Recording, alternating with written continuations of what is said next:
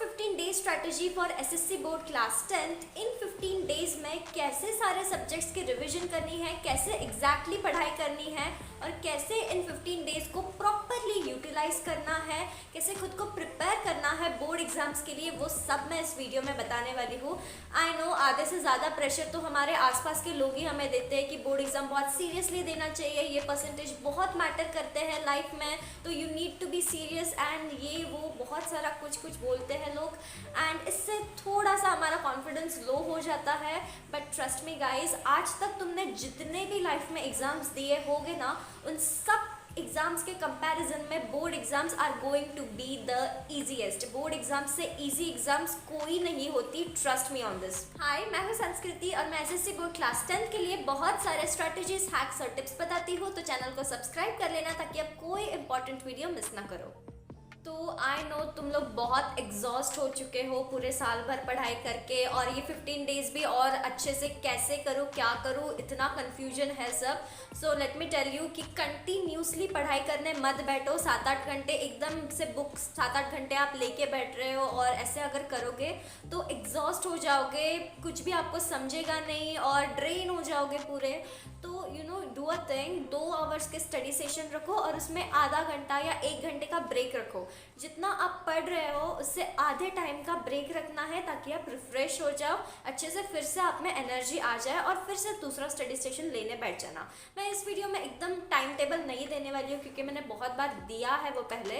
अब ये 15 डेज में आपको खुद फिगर आउट करना है, नोटबुक लेके बैठो और अच्छे से अपना खुद का टाइम टेबल बनाओ। आई विल टेल यू रफली कि क्या क्या होना चाहिए आपके टाइम टेबल में। तो देखो, पहली बात तो मैंने बताया वैसा करो कि जितना घंटा पढ़ रहे हो उसका आधा एटलीस्ट आप ब्रेक के लिए दे दो, ठीक है। उसके बाद में आपको कंपलसरी मैथ्स पढ़ना है, कंपलसरी लैंग्वेजेस पढ़ने हैं। इस बार लैंग्वेजेस को कंपलसरी रखना है क्योंकि यू नो लैंग्वेजेस पूरे मार्क्स खा जाते हैं आपके। आपने साइंस बहुत अच्छा किया है, मैथ्स बहुत अच्छा किया है, एसएसटी अच्छा किया है, पर लैंग्वेजेस में अगर आपकी थोड़ी भी कमी रह गई ना, एक सब्जेक्ट पूरे परसेंटेज को यू नो नीचे ला देता है। मेरे साथ ये 12th में हुआ है and I won't repeat this mistake any way and I won't let you repeat this mistake. Don't do that, okay. Languages को अभी आपको फोकस करना है, लैंग्वेजेस पे कंपलसरी आपको एटलीस्ट 2 घंटे लैंग्वेजेस पढ़ने हैं। लैंग्वेजेस में सारे आपके चैप्टर्स पढ़ लो, ग्रामर ठीक से कर लो क्योंकि पैसेजेस में फुल मार्क्स मिल सकते हैं, ग्रामर में फुल मार्क्स मिल सकते हैं। जहाँ जहाँ फुल मिल रहे हैं वहाँ सब लेने हैं हमें, इसलिए लैंग्वेजेस करने हैं अच्छे से। मैथ्स करना है, मैथ्स में सिली मिस्टेक्स होते हैं इसलिए अभी मैथ्स के टच में भी रहना है हमें। और साइंस करो, एसएसटी करो, रिविजन करो उनकी। अभी डिफरेंस याद रखो रिविजन में एंड री रीडिंग में। You know rereading and revision are both different things. Rereading में आप सब कुछ फिर से पढ़ रहे हो and that is not revision.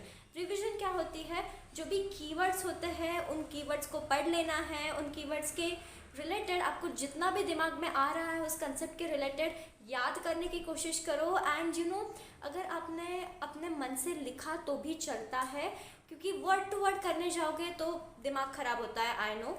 तो पढ़ना है, समझना है, खुद के वर्ड्स में लिखना है एंड एग्ज़ाम में जो भी इंपॉर्टेंट कीवर्ड्स हैं उनको अंडरलाइन करके आना है। And you know board exam की सबसे खास बात ये होती है कि आपको कितना आ रहा है that doesn't matters at all.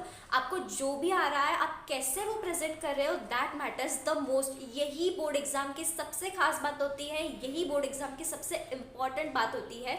Content कुछ भी हो आपका, कैसे प्रेजेंट कर रहे हो दैट मैटर्स अ लॉट। आपको अगर 40% कंटेंट पता है उस आंसर का और आपके किसी फ्रेंड को 90% कंटेंट पता है, पर आपके फ्रेंड ने बहुत गंदी तरीके से लिखा है और आपने बहुत अच्छी तरीके से लिखा है, परफेक्टली सब प्रेजेंट किया है, तो यू नो आपको ज़्यादा मार्क्स मिल जाएंगे, आपके फ्रेंड को नहीं मिलेंगे। मेरे साथ ये हुआ है, okay. So work on presentation that matters a lot. आपका क्वेश्चन का जो आंसर है पॉइंट्स में लिखना है, सारे इंपॉर्टेंट कीवर्ड्स को अंडरलाइन करना है। पेंसिल, शार्प पेंसिल यूज़ करो, अच्छे से अंडरलाइन करो कीवर्ड्स को।